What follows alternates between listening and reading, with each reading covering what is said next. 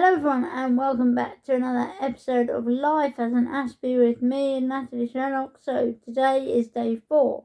I can't believe it, it's gone so quick, but day 4 of Neurodiversity week, and I have been making videos all week to celebrate. So today I want to talk about meltdowns and how we can prevent them, help them, just stop them from being a complete disaster, and bring in awareness and understanding around meltdowns. So meltdowns are something that we nearly all neurodivergent people go through at some point, and there are different causes for meltdowns. So you can it depends what's caused it, but there's also 2 types. Like, you can have a meltdown or a shutdown. So a meltdown is kind of like your stereotypical, you see a child in a shop or on the street and they're like lying on the floor screaming,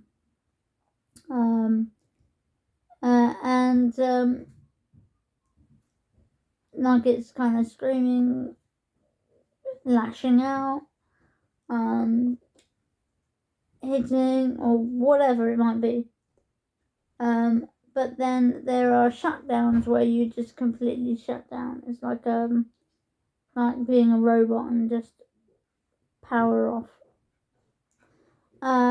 So both of those can be, both of those are really exhausting, and it's really difficult. It can be very difficult to deal with, and so many judgy people out there. So many judgy people. I really hate it. When a kid is having a meltdown in a shop, and people just look at them judgingly, like they're naughty or whatever. But a meltdown is caused by it can be caused by several things, but mainly it is overstimulation. So if you are in a shop and the lights are too bright, there's too much noise, there's people talking, there's machines bleeping, there's all sorts of horrible noise, bottles clanking, things like that. It can cause a sensory overload and lead to a meltdown. Another cause for a meltdown, and the most common cause for me, is like my ADHD and my RSD. So like rejection sensitive dysphoria. If someone says something to me, either like a criticism or perceived criticism, or is cross with me or whatever, I go into complete rage attack meltdown mode. Or if someone accuses me of something I haven't done. So that kind of happens a lot.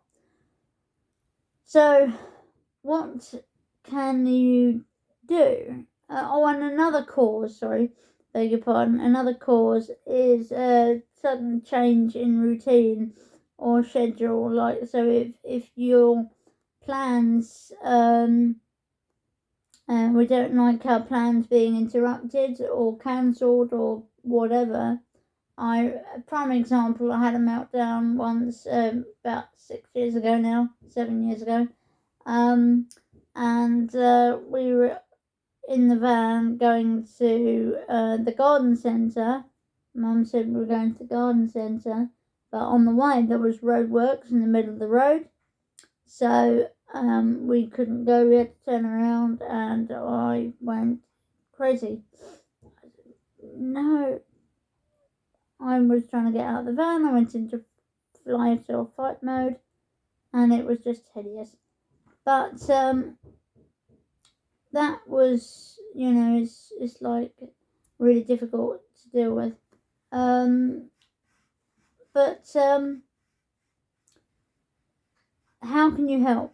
So, first of all, you can prevent meltdowns by letting. So, if there's a sudden change in the routine or schedule or plans, tell us as soon as in advance as you can, to stop it from sort of causing too much anxiety or stress. Another thing is when you're planning, prepare what will happen if something happens, like an oops moment. Prepare, have something already planned out, a backup plan. So if your routine or schedule has to change for whatever reason, you've got a backup in case it does. So that will mitigate meltdowns. That should do anyway. Sensory overload, there are quite a lot of things you can do to mitigate that. Noise cancelling headphones or earplugs, like my loop earplugs. There are other things like sunglasses, and a lot of the times, quite a few shops now have quiet specific, they have times to go shopping in that are specifically for neurodivergent people, so it's quieter, and the lights, I don't know if the lights are off, or I don't think the lights are off, but they make it easier for neurodivergent people. And another thing is to how to also avoid sensory overload.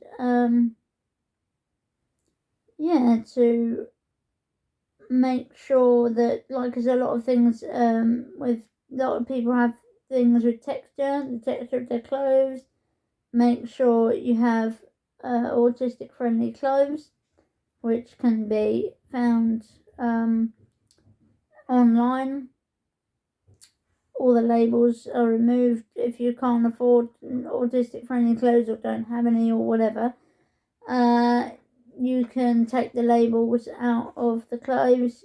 That's essential. Make sure that they're not itchy material, and make sure they're comfortable. So that's also a good way. Now, when someone is actually in a meltdown and or rage attack or shutdown, what do you do then? So, one thing you must not do is shout. That is probably the worst possible way of handling a meltdown. To shout back at us, because it just makes us angrier and it's just going to make it worse. Another thing that you mustn't do is try to reason with us, because now I'm going to get a little bit neurosciencey here, a little bit technical. The part of the brain that controls our emotions is called the amygdala. The amygdala. That's I'll put it up on the screen for you, just in case you're interested.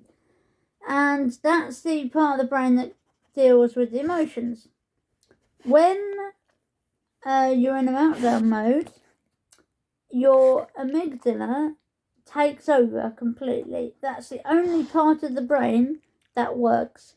The prefrontal cortex, the part that deals with logic and reasoning, it completely just shuts off. It shuts down. It's not working. So you have to physically wait until we calm down to try and reason with us. So it's really, really important that you don't do those two things. Because if you try and reason with us while we're in an amygdala takeover, you're just going to get nothing out of it, and you're going to get frustrated and start shouting, which is the no number one. The number one no shouting, and definitely no sort of retaliation, no hitting or anything. If the child or adult is a sensory seeker and needs deep pressure and hugs to calm down, just hold them. Or, just put deep pressure on them, not too much, don't hurt them obviously, but just give them what they need, or weighted blankets. Another thing, when you're in meltdown mode, one thing that really helps me is distractions, because we're in that, something has triggered us, we're in that thing, and it is very easy. It's one of the good things about having ADHD and being really easily distracted is that, if you distract my mind, I'm no longer thinking about what caused the meltdown, so I'm no longer having a meltdown. Luna, and then you've got things like breathing strategies, get them to breathe. And it may be difficult to actually get them to listen and breathe with you, but if you model that breathing, they will naturally start breathing in that pattern. And just also, and then after the meltdown, after they've calmed down, then you can reason and come up with a strategy of what to do in future. If it's you that's caused the meltdown because you've said something or done something, apologise. That's essential. So essential. And then also note the positives. So if they usually hit or either you or themselves, then pray, and they didn't this time, praise them for not doing that. If they use their words to tell you that they were angry or upset, praise them for that. Just say, I'm really proud of you, the way you used your words to tell me what you were feeling. And just kind of say, just note all the positives about the situation, what happened. So then just make sure that you give them what they need, hydration, give them a drink afterwards, and food, because a lot of the time, there's a lot of crying involved, and you feel really awful after a bad meltdown. I just feel exhausted, and I feel like the same as when I'm ill, I'm coming down with something at the moment, actually, which is a bit annoying, but at least I'll be over it for Easter. But when you're having a meltdown, it's just so emotionally and physically draining. So just give them, and also let them rest if they're able to rest, and also come up with a strategy to help prevent that same situation in the future, or how to make it better. So you can say, if it was a sudden change of plan, so next time we will do this if that situation arises again, we will do this. Or I will tell you further on in advance. But sometimes you can't. Sometimes you physically don't know something is going to happen until it does. So that's where forward planning comes into play. You have to be prepared for all eventualities, and then you can avoid meltdowns. I hope this has been helpful to at least someone, and I really hope that this is going to benefit someone. And one other thing, if they're not a sensory seeker, give them space, give them a chance to calm down. Sometimes we just need to just calm down on our own, and having someone else there is going to be make things worse. But I would say obviously if they can't be left alone for fear of hurting themselves or whatever, breaking something, then obviously you have to stay in the room. But give them time, give them space, give them what they need. But anyway, yeah. So I hope this helps, and please share this video, like it, subscribe. Please subscribe, and I will see you tomorrow. Thank you. Goodbye. God bless, and continue being awesome.